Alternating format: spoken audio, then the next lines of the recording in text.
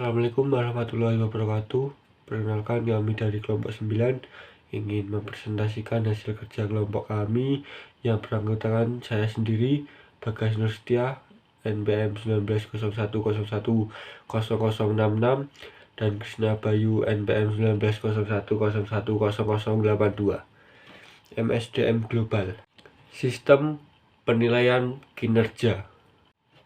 Penilaian kinerja untuk karyawan internasional adalah proses.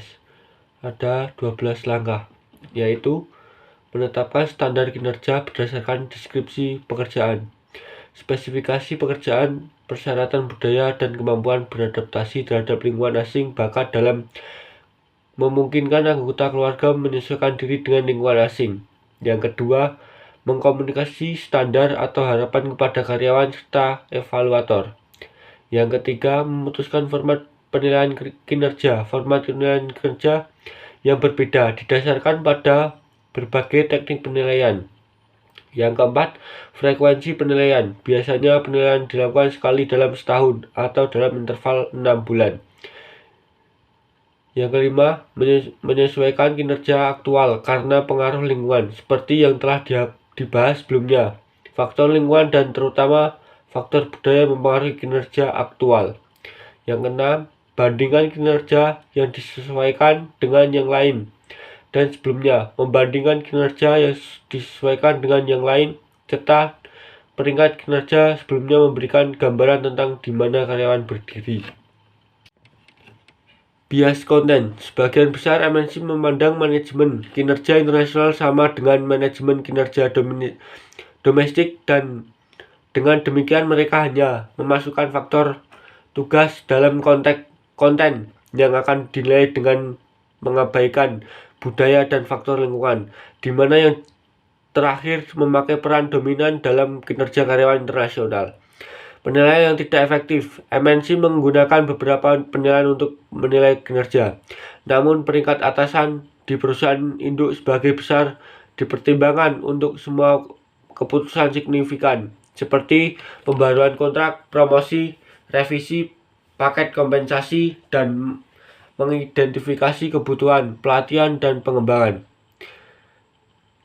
Selanjutnya, besar akan efektif. Efek kebaruan. Penilaian umumnya mengingat tindakan karyawan baru-baru ini pada saat penilaian, dan penilaian berdasarkan tindakan baru-baru ini menguntungkan atau tidak menguntungkan daripada pada keseluruhan kegiatan.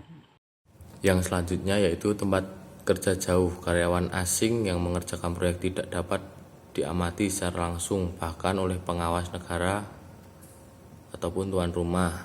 Yang kedua, formulir penilaian. Mayoritas MNC cenderung menggunakan formulir penilaian standar yang sama untuk karyawan domestik serta semua jenis karyawan asing seperti PCN, TCN, penerimaan tugas jangka panjang, penerimaan tugas jangka pendek, manajer proyek, konsultan, transfer keterampilan, dan lain-lain. Kegagalan atasan dalam melakukan wawancara penilaian. Penilaian dari perusahaan induk jarang melakukan wawancara penilaian karena tidak adanya kedekatan fisik dan kurangnya pengetahuan. Yang keempat, penggunaan data kinerja. Beberapa MNC membuat pembaruan kontrak, promosi, paket kompensasi, dan keputusan penilaian dan pengembangan karyawan berdasarkan faktor-faktor selain data penilaian kinerja. Yang selanjutnya yaitu bagaimana cara membuat penilaian kinerja efektif.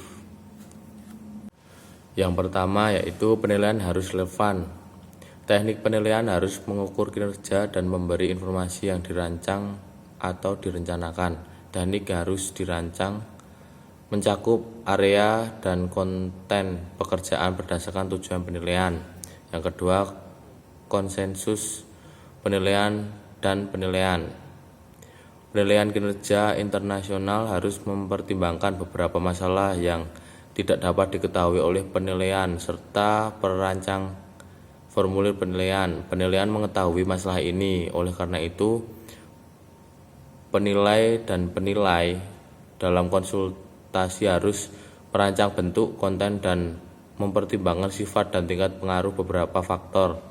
Yang ketiga, komunitas terbuka dan berkelanjutan. Sebagian besar karyawan asing ingin tahu terus-menerus seberapa baik kinerja mereka di tempat kerja. Efektif sistem penilaian harus memberi umpan balik yang diperlukan secara berkelanjutan.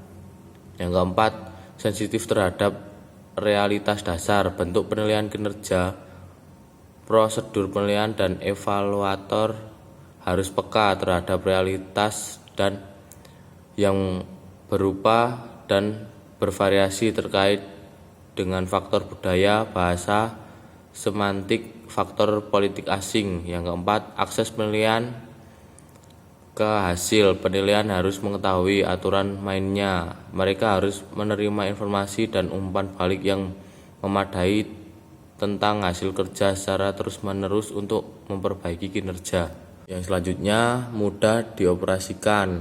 Formulir penilaian kinerja serta prosedur harus mudah dioperasikan ke penilaian serta penilaian. Seharusnya tidak rumit. Pengetahuan penilaian tentang penilaian. Penilaian harus memiliki pengetahuan tentang penilai, pekerjaan penilai, perilaku, budaya organisasi, faktor lingkungan, dan mempengaruhi pekerjaan penilaian, dan sebagainya. Dengan kata lain, penilaian harus berada dalam pengamatan langsung dan dekat terhadap penilaian dan pekerjaannya. Pengembangan staf internasional dan tim multinasional.